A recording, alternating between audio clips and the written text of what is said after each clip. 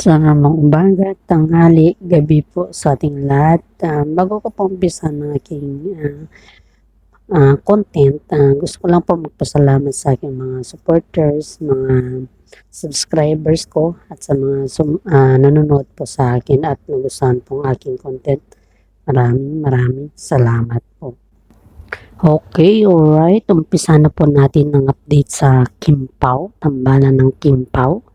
Update po for today, si Kim Chu po ay, di ba nasa ABS-CBN si Kim Chu at saka reunion ng mga lahat ng mga artista na sumali sa PBB kagabi.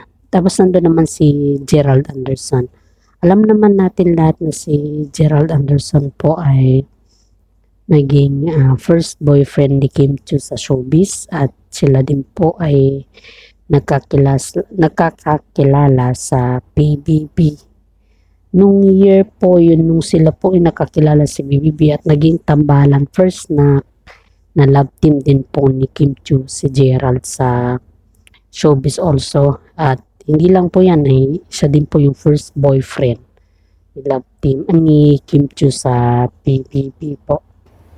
Ayon sa aking puting ahas po, sa mga hindi po nakakaalam, sa mga netizens saka mga supporters po ni Kim Chu before at sila ni Gerald, si Gerald Anderson po ay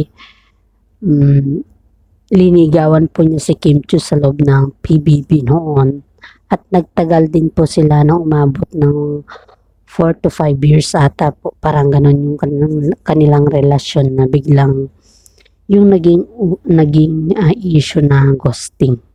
Yung ghosting po yun ay kay Bea Alonso, di ba po ba?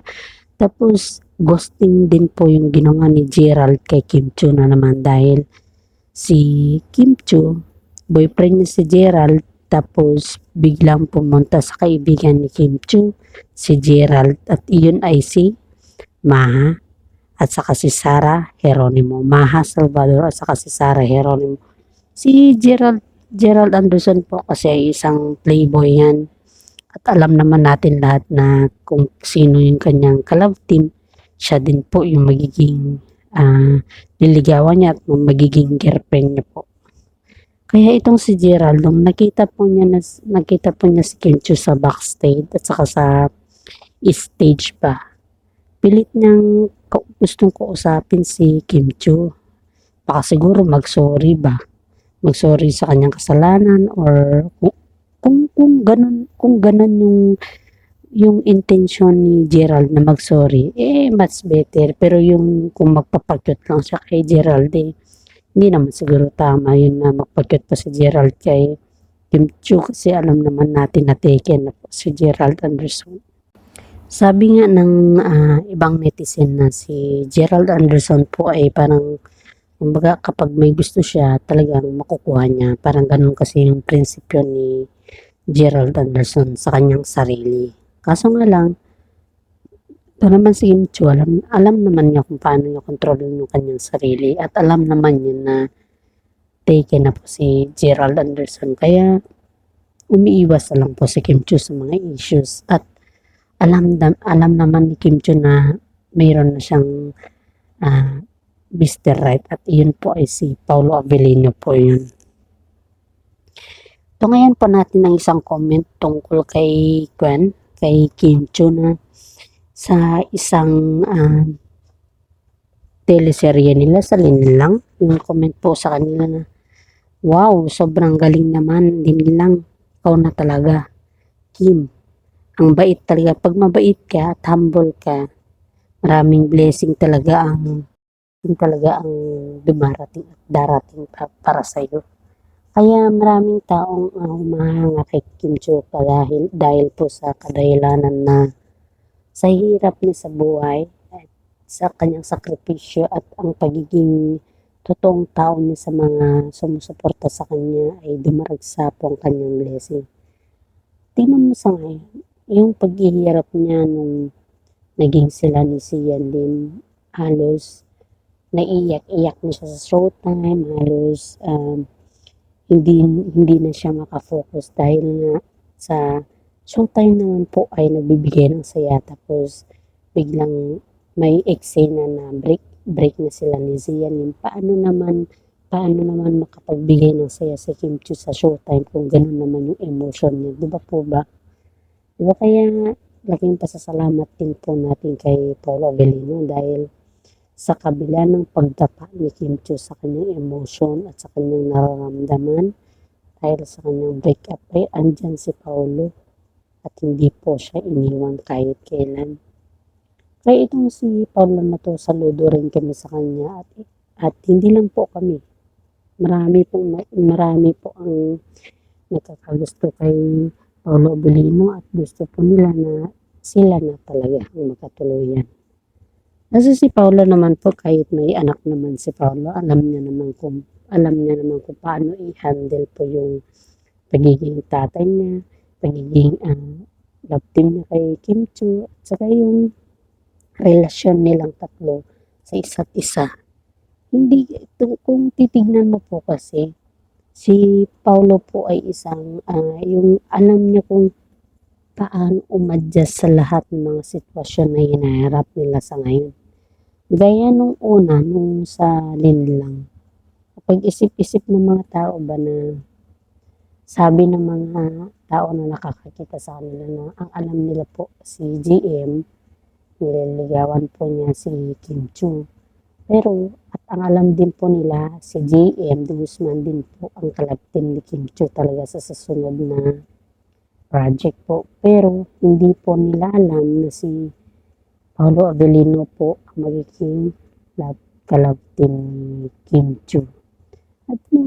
At nung naumpisa na po at parang ba trinay lang muna sila kung talagang pumatok po sila sa kanilang drama na gaganapin at gagawin po. At yun po ay pumatok talaga sila. Kaya laking pasasalamat din po natin sa Kim Pao dahil talagang ginawa po nila yung kanilang best para sa atin at gusto lang po talaga nilang mapatunayan na kaya din po nilang gawin ang mga ginagawa ng iba po.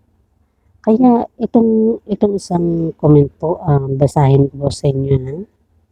Yes, si Paulo po ang kanyang Mr. Right. And God bless Kim Pao. Yun po yung comment ni user. Wag na lang po natin bagitin ang kanyang pangalan po kasi alam naman natin na mahirap naman po magpanggit sa mga pangalan ng mga nagko-comment po.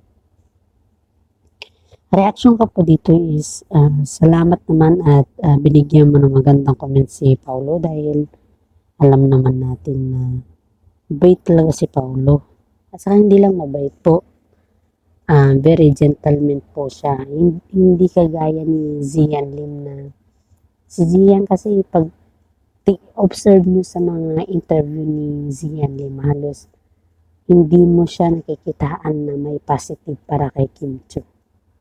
Hindi mo siya makikitaan na pinapaglaban niya si Kim Chiu sa media. Hindi mo yun nakikitaan kundi ang intensyon ng ni Zian Lim ay yung kanyang sarili lang. Yung, kumbaga, kung ina-explain lang ni Zian Lim sa mga interview niya kung ano yung side niya lang.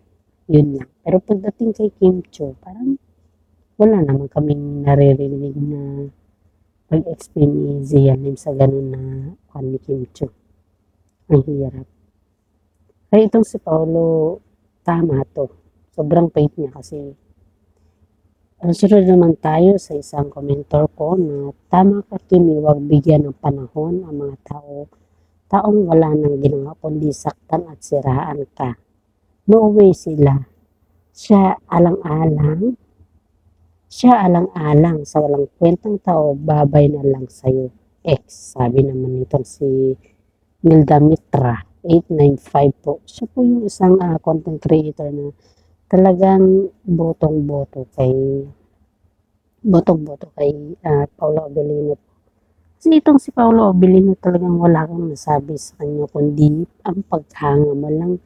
Nakikita mo talaga sa kanya kung ano yung sinasabi na hinahanap ni Kim Chiu sa magiging partner niya po. Sunod naman na nag-comment dito is, yes, we pray to God that they will be wedding in the future because we know that they are tinadhana. God bless Kim Pao. Wow! Talagang ang bait naman nung nag-comment dito kasi talagang gustong-gusto niya at si Kim Pao talaga ang paborito niya. Dahil alam naman natin na darating din yung panahon na kung sila talaga, di sila yan. Pero kung talagang sa love team lang, syempre wala naman tayong masasabi yan kundi pagdasal na lang natin sila na sila'y magkakatuloyan kung talagang sila po. Alam naman natin na si Kim Chu ay talagang makikita mo sa kanya na nahanap niya talaga ang Mr. Right niya at iyon po ay si Paulo Avellino po yun at wala nang iba. Kaya sundan lang po natin ang kanilang updates for today at bago ko po tapusin ang aking content, gusto ko lang po magpasalamat ulit. Please subscribe, like, share po at free lang po mag-comment. Update lang po tayo at maraming salamat po.